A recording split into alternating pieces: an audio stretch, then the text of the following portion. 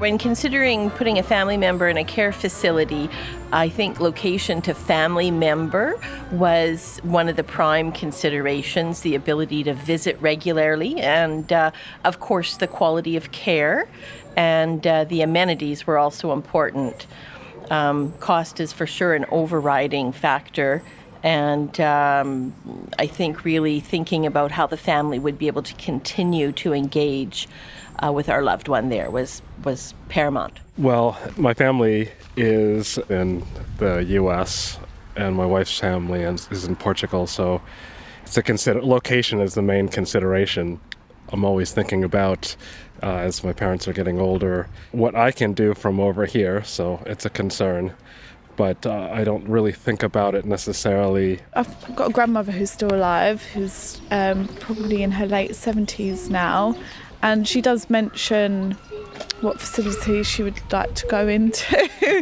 And it's somewhere that's local to her. I think location is like the priority for her. And in terms of cost, it's something she seems to think it's her responsibility. What is the first thing that comes to mind when you think of senior living? Is it the classic image of shady pines from the Golden Girls? Or is it the image of perfectly coiffed seniors smiling around cups of coffee and golf carts? Whatever comes to mind, I think it's safe to say that the landscape of how and where seniors live in their golden years has really changed and evolved across the years. With baby boomers marching towards seniority, their demands will upend, shape, and influence the offerings for senior housing for generations to come. As people decide to stay in their homes, move in with relatives, share a home with friends, or move into dedicated housing for seniors, the choices are vast for those who have them. How do we define senior living? According to the UK charity Age UK, it's aimed at people no younger than 55 to 60 who will live in self-contained flats, which have communal socializing areas and a 24-hour staff.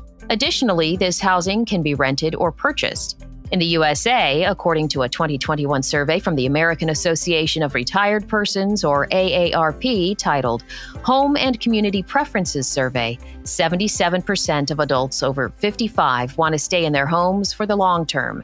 In the same survey, 90% of adults over 65 want to stay in their homes as they grow older. So what will it mean to our built world as more baby boomers decide between staying in their homes or selling them for an easier life in a senior residence? How will senior living facilities meet the needs of the new seniors, their families, and their demands?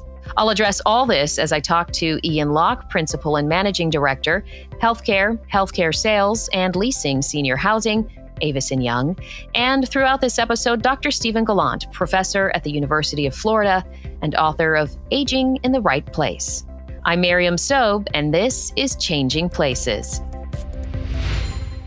Let's hear from Dr. Gallant. So I think that arguably one of the most important decisions that a person makes as they approach retirement and later on when they approach very old age is where to live. All kinds of evidence suggests that it's easier and more successfully possible to age in a place that is compatible with one's lifestyles and one's capabilities. In my own work, I've suggested that where people live influences what I call residential normalcy. And it sounds rather academic, but it's actually a very simple idea. And it's the idea that older people feel congruent with where they live. Wherein, on the one hand, older people feel congruent with where they live when they feel that they are competent, that they're in control. They're calling the shots. They decide who their friends are. They decide where to go. When they feel this kind of competence and autonomy, that's a very important second part of residential normalcy.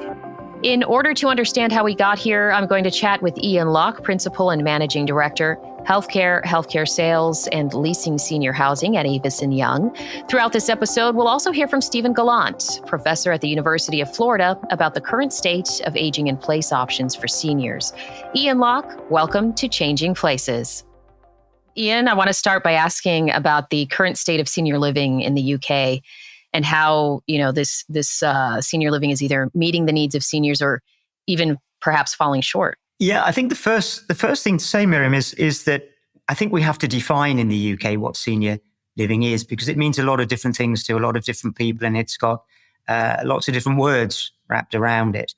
Overall, senior living in the UK pretty much means anything for those that are probably 55 years old and more. The majority of the market thus far has been a model without any element of care within it. We call that sheltered housing. And that purely is a house building model. The only element of care that the elderly within that will get is a monitoring service that they can pull a cord if they need some help. And that's the end of it. The burgeoning sector is the housing with care part of senior living, which is where hospitality and care packages are all rolled into the program for people that are living in those facilities. And that sits very much in the middle between the sheltered housing sector and care home sector, which is 24-hour care regulated and for the very elderly in the UK. So we have this piece in the middle, which is a really interesting piece of senior living, which we generally call housing with care, although it's got a number of other names: independent living, assisted living, extra care. I could go on. There are lots of names for it. You know, here in the US, the assisted living situation, we have everything from gated golf courses to assisted living in the US. From what you're seeing, is it the same in the UK? Does it look different? It's less big, I think, is the first thing to say in the UK. We have schemes from single block, 60 to 80 apartments, through to villages of up to 250, 300 apartments or houses. So we can have anything from a small urban development on maybe an acre and a half of land, several floors high, through to 10, 15, 20 acres with housing and apartments and all of the communal facilities spread within it. We don't have those big resorts that you have in the States. Maybe that's because we don't have the weather to be sitting on a golf course all of the time. But we have moved a little bit into that direction. We do have an element that is called what I think you call the continuing care retirement community, which has everything from independent living all the way through to a care home somewhere within its design. But I just don't think we won't get to those huge communities that you got to, I don't think. Historically, who have senior living centers catered to? And have you seen any changes in that? Have they doubled down on the traditional customer? Well, as I said at the outset, much of the sector was very much the sheltered housing market, which is entirely independent with maybe just a monitoring system for residents. I think a lot of the market has now moved on from that and said that actually there is this intermediate piece between sheltered housing and full care home residency and deliverance. And that's the piece which the market is now very keen to look at and is growing the most substantially in the UK. And it's a piece from the residents' point of view where there's much more confidence in being able to stay in that last own home for the rest of your life, rather than staying either in your former family home or moving to sheltered accommodation and then needing a level of care that can't be provided. So you end up in a care home situation. So the market has definitely moved on, and it's moved very much into this housing with care sector.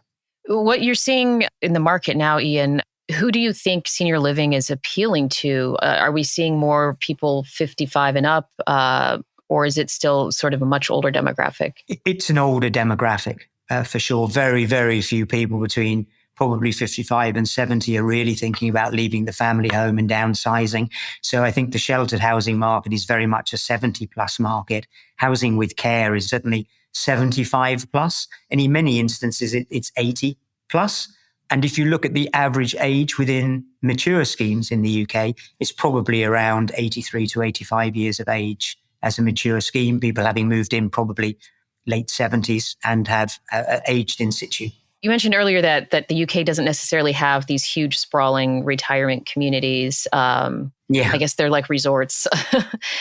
So how would you say owners of senior living centers would go about creating something that appeals to people who are still very active, that like that resort feel where they feel like they're back in high school? How do they change the impression of that versus going to a care facility where you're just kind of parked in front of the TV all day? I think the operators are working very hard on that, particularly with regard to the hospitality offering that goes with a village or a large urban scheme. So it'll have a restaurant and it'll have bar or cafe, It will have concierge. It will have a wellness center. That might be a wet spa in some instances for the upmarket schemes. So they are providing all of that to say to people, this isn't just a place where you receive care. This is a place where you can have interaction with like-minded people. This is a place where you can have leisure time. It's a place where you can stave off that loneliness that you feel in old age. And as and when you need an element of care, we can layer up care packages for you so that you're not in full-time care, but you have visits during the day according to your needs. If you've been in hospital and come back out of hospital, it may be a package that has to step up for a while whilst you're in rehab, but then it steps back down again when you're back living a normal life. So they're working very hard at that perception in the marketplace. And I have to say, it's been quite difficult for them. It is quite difficult when you have a limited number of schemes in the UK. But as that improves, so the demand is increasing and people are beginning to understand that it makes sense to make this move perhaps a little bit earlier than they would otherwise have done. Ian, I want to know what you think about how senior living centers are shifting to appeal to baby boomers. We'll get to that in a moment, but first, let's hear from Dr. Gallant.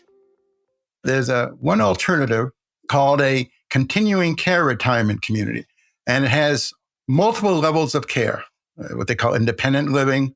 It's a very expensive alternative because you often have to pay a very large upfront fee along with a monthly fee to occupy the place. Here we find a small sliver of the older population. The continuing care retirement community, the independent living section or level of care, they tend to go a little bit earlier. Now, the other exception is a whole different animal, and that is, of course, what we call the active adults community, the Sun Cities, the leisure villages. They're selling not a level of care, but a quality of lifestyle. If anything, they want to live vital, active, and stimulating lives. And so everything from tennis to pickleball to financial planning to all kinds of activities and swimming and golf and all the rest of it proves an attraction. But you have to understand, the experts are very divided even on the desirability of this alternative. There are some experts who say, older people are wasting their lives. Why are they going in their late 50s and early 60s to live a hedonistic lifestyle? Oh my gosh. They're having fun. They're enjoying themselves. They work their whole lives and they say, I don't want to volunteer. I don't want to give back to the community. I want to have fun. Stay tuned for the next part. And just a reminder, Changing Places is a podcast brought to you by Avis & Young that continues to explore and question our complex relationship with the built world around us. I'm your host, Miriam Sobe. I hope you're liking the show so far. If so, please share Changing Places with your friends. Welcome back to Changing Places. Before we get back to my conversation with Ian Locke, let's go back to London to hear what folks there think about senior living.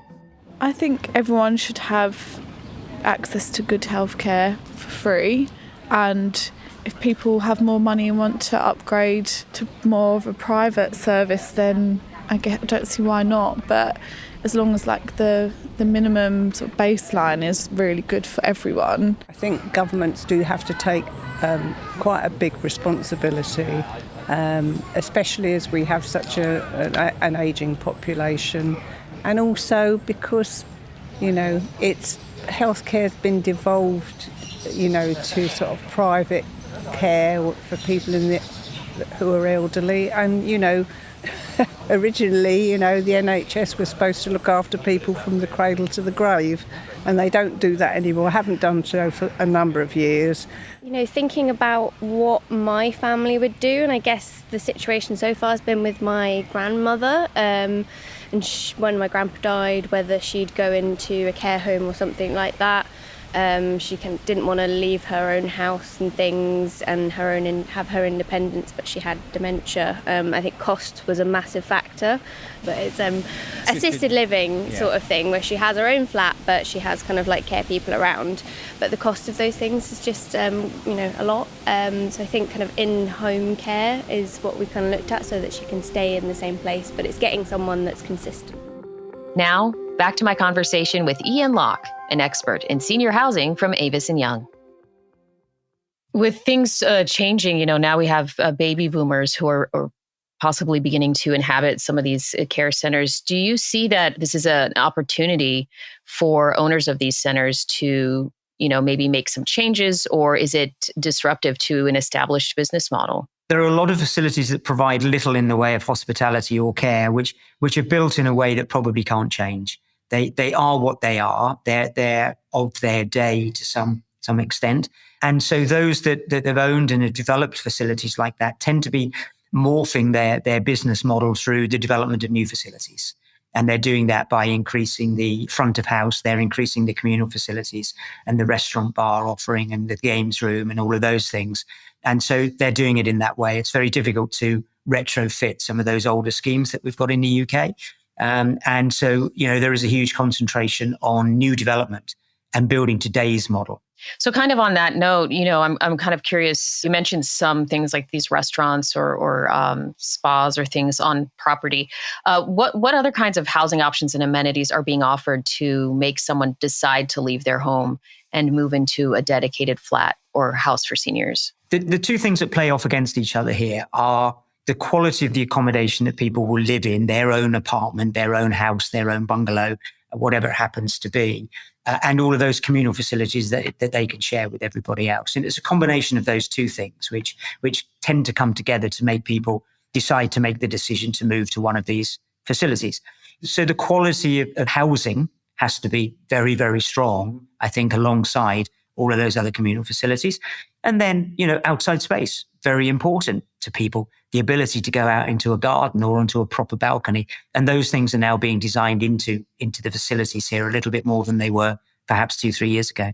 When we talk about the financial aspect of where seniors choose to age in place, before we go into that, I do want to talk a little bit about, for our listeners, what kind of senior living options exist and what that looks like right now. The options are stay in your own home, move to an apartment in a block which offers a very limited range of services. They tend to be urban developments, quite close to local shops and so on, developments of 200-300 units, which tend to be much more rural, rely more on people either having their own car or a chauffeur or a minibus service provided by the operator. And so it's very broad.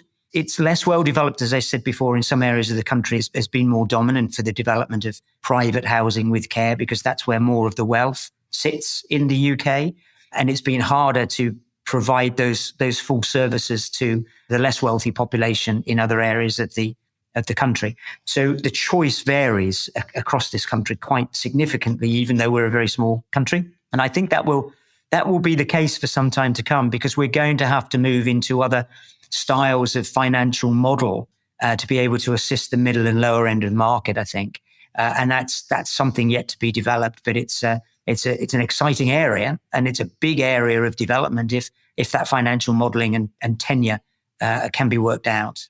So when it comes to finances, how are most seniors able to afford, I guess, these different tiers of care? Is this something that they would have to sell their family home and that's where the income comes from? Are people planning ahead and saving up? No, I think it's probably too new a model for people actually to be consciously in their 40s or 50s, organizing their finances for a definite move to these sorts of facilities. So it very much comes from the family house or from pension sources. And generally, the majority of the UK model for the private sector is a buy model rather than a rental model. So it is a capital sum that's being looked for, and that tends to come from the family house, maybe some of it from a pension, but the majority from the family house. And that allows people to downsize, to maybe release some cash for distribution around the family, and then perhaps putting some aside to help them with the running costs and the service charges of living in a facility. And maybe the rest comes from their pension or state pension. So it's a combination, but it's very much driven because it's a private market for sale model. You buy your apartment in the main in the UK. You've got to have that lump sum to be able to do that. And that's why the South and the Southeast is where the majority of the operators have concentrated thus far. But I don't think anyone should have to worry about their care when they're older and whether or not they can afford it. I think it should just be kind of like a basic human right that you know you're going to be safe in your old age, and therefore it should be something that the government look after for those people who maybe can't afford it as much. So what do you think would be the right move for folks, that are listening, that are thinking about the future? Is saving up for senior living something we should be thinking about in our prime? Should we wait until we're in our 70s? What is your thought on that? It's a really difficult question to answer because it's different for every individual, of course. I mean, there's no doubt that everybody has got to save for old age, however you're going to live in old age. The chances of the government looking after anybody other than the very, very poorest in society is getting slimmer and slimmer as time goes on. Elderly people are going to have to look after themselves. I think that's for sure. So I think everybody has got to plan for that. And that's going to be pension, I think, to a large degree. We now have a generation that we call Generation Rent, which is probably 35-year-olds and younger who can't get onto the housing ladder because housing is too expensive and they don't have a sufficient deposit to put down and then take a mortgage for the other 85, 90%. They just can't find that 10, 15% deposit. So things will change. And actually, this senior living market may move much more to a rental model when generation rent is coming through. But that's 25, 30 years from now. I think those that are sort of 55 plus now realize they've got to look after themselves. They will downsize. And I think downsizing options is where the senior living market, the senior living housing market, really has a resonance. So it's appropriate downsizing for people. And there are limited downsizing choices at the present time. So I see that it's a big market. Well, you spoke a little bit earlier about retrofitting old buildings. And I think there's maybe there's a little difficulty in doing that. Are you seeing private investors and developers building new senior living centers, as things move forward, or are they planning to retrofit old buildings? No, it's mostly new build. Retrofit is difficult. It's as expensive as new build generally in the UK, particularly if you're looking at historic buildings, listed buildings. They are very difficult and very costly, and often once done, they're still less efficient than new build. So the majority much prefer new build, although one or two operators do like a small old mansion house as a centerpiece to set off the rest of the facility. And that can work incredibly well. But the majority is new build. And I think that's the way that it will continue to go. There's huge pressure on land in the UK. There's difficulty in getting land for development. And the planning system isn't fast and isn't easy in the UK. So there are frustrations around development, but the developers are, little by little, they're finding routes through that. And several of the main operator developers now have quite significant pipelines of new schemes coming through the land negotiation, the planning and acquisition and development process. So we're seeing it continue to expand. Ian, if we look forward, what does the future hold for senior living centers over the next decade or two? Let's discuss that after we hear from Dr. Gallant. Money can buy a lot of quality of care. The idea that we can enjoy all the quality of care that we deserve is simply understated. You should make a distinction between three groups of people. On the one hand, you have people who can afford those expensive alternatives. And then you have lower income people who are eligible for some public benefits. They can, for example, if they're available, find affordable rental projects that are subsidized by federal programs, but they're in short supply and there's a long waiting list. But then you have the middle income folks. And in many ways, they're interestingly disadvantaged because they can't afford most private pay alternatives. But on the other hand, they're not eligible for any public programs. And so they're caught in the middle, literally caught in the middle. They have a difficult time often finding those kind of alternatives that that they believe would most fit their needs. Ian, I'm curious to know what you think the future looks like for senior living centers in the next decade or two. I think it's an exciting sector.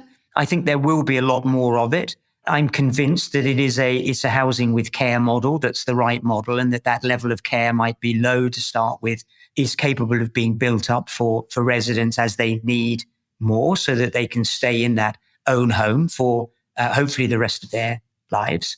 I think the nursing sector and the care home market in a similar fashion for the end of life care piece. But I think it is becoming increasingly end of life. And so more people will need care in their own homes. And a purpose-built housing with care scheme is much better at doing that, in delivering that to people with all the front doors next to each other, with single floor living, with safe environments, keeping people out of hospital, keeping people out of A&E, keeping people out of doctor surgeries. That all makes sense for the whole of the health economy to do that. And I think little by little that will get into the consciousness for everybody. I think we do need to see the model capable of being delivered to the mid-market, to those that are too wealthy to be looked after by the government and not wealthy enough to have the very best of schemes and all that goes with it. I think we need to see some change in tenure, perhaps for that, rather than outright purchase, maybe shared ownership or an element of rental within that as well. There might be other forms of tenure that can come forward, like lifetime tenancies where people pay a lump sum, but not the full capital value of the facility, and then live in it for the remainder of their lives. So I think we will see those tenure changes. I think we'll see design creep going on always. I would like to see it as something which is able to spread across the whole of the country and to be available for everything. I think there's everything to play for. Yeah, I mean, it's gotten me thinking, this topic has gotten me thinking about saving up for like some kind of a resort. Because it's probably going to come faster than I realize. But thank you so much, Ian. It's a pleasure. And finally, Dr. Gallant. The baby boomers are getting older. By the end of this decade, all the baby boomers will be 65 and older. By 2040, all the baby boomers are going to be over 75. So the bottom line is that we're going to see a massive explosion, what I call an age quake, of not only older people, but people in late life. Baby boomers have an extremely high divorce rate. They're entering old age unmarried and alone. And adding to the complications that this baby boomer cohort also had fewer babies. What this means is that they are going to have less likelihood of being able to depend on a child. So we're going to have a much higher share of older persons in their 70s and 80s who are not going to be able to count on an adult daughter or even an adult son to help them when they become older. This generation of baby boomers who are going to be in their 70s and 80s, I think have the potential of being more connected with their outside world than any previous older generation before them. They have more transportation options. The era of Uber and Lyft, much more flexible ways of reaching places. And once upon a time, if you had food delivered to your house, it was a negative stigma, something negative. You can get your drug prescription, you get almost all your household goods and services without leaving your house. Older people are not just going to be connected to their outside worlds. The outside worlds are going to be connected to older person. One of the positive aspects of the COVID pandemic, and it's hard to imagine anything positive about it, is that it motivated older people to become digitally connected. They started using FaceTime more, and they started, because they were pressured, they wanted to keep in contact with their families, with their friends, and this was the only way they could accomplish it. But the bottom line here is that we're going to have this new technology, I think, that will make it easier and safer for older people to remain in their own homes. If we're lucky, we'll all live into old age. But where we'll age really seems to be the question of the day. For some, the thought of leaving their homes is beyond the pale. And for others, the idea of downsizing without worrying about gardens and house upkeep is nothing more than a delight after 50 years of home ownership. No matter where one decides to age in place, the reality is that money and access will always dictate where they live out the rest of their lives. I guess the days of retiring a parent to a small house on the grounds of the estate are long over, if they ever existed. What we have now is a system which empowers seniors while at the same time having their own costs, benefits, and pitfalls. I suppose if it were as easy as keeping the life you always had, this wouldn't be a conversation. As developers and investors lean into the space of senior living, will they listen to their customers on what they think is best? Or will it take the sheer force of baby boomers to upend the sector into something which fits their golden years? Call me in 40 years, and we'll see where we are. I'm Miriam Sobe. This is Changing Places. Changing Places is brought to you by Avison Young. Our producer is Andrew Pemberton Fowler. Our sound engineer is Patrick Emile. Our producer assistant is Hugh Perkich. Additional production support is provided by Jar Audio.